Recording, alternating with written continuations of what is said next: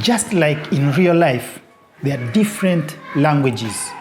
Each one of us has got a primary language which they understand best. Also in love, we have what we call love languages. According to Chapman, in his book, The 5 Love Languages, he talks in detail about the different love languages that we possess or we use to express love to our partners and our loved ones.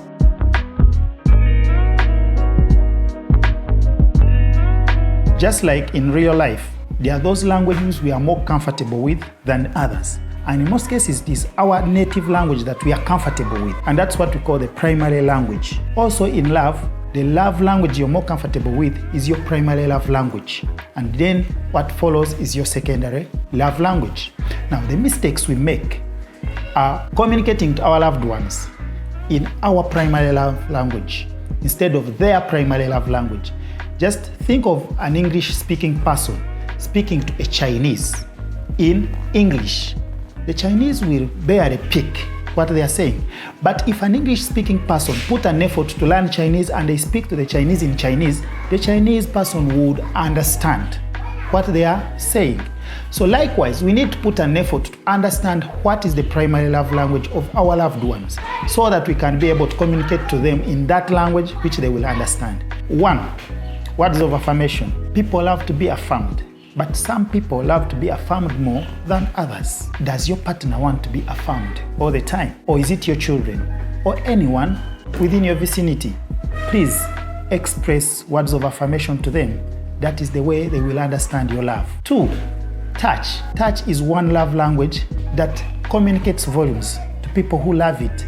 There are people who are touchy, and if you don't touch them, they don't feel loved. So please go ahead and express your love through touch. Number 3, gifts. There are people who appreciate gifts. It doesn't matter the value of the gift, but how you present it to them. If your partner is that one person who loves gifts, please give it to them. That's how they understand your love for them. Or is it your children or any other person around you? Give them gifts. Then there is acts of service. Acts of service is that what your partner or anyone that you love would want you to do for them. Is it washing dishes? Is it preparing a meal? Is it laying a bed? Is it setting up a sitting room? Whatever it is, go and give acts of service to them. And then finally, quality time. Quality time is that time you set aside with undivided attention to your partner or to your loved ones. As we get into this festive season, this is time to express love. What is your love language?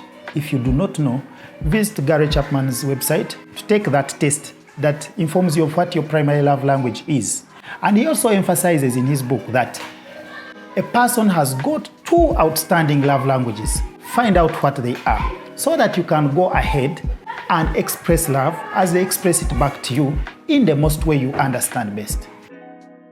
Are you single, married, or just getting started? Or you're not even sure? Have you just been heartbroken? Or you're stuck in a friend zone? This is the right place to be. If you like this video, subscribe, like or share. But also, if you would like to have a one-on-one session with me, check my contact details in the description below.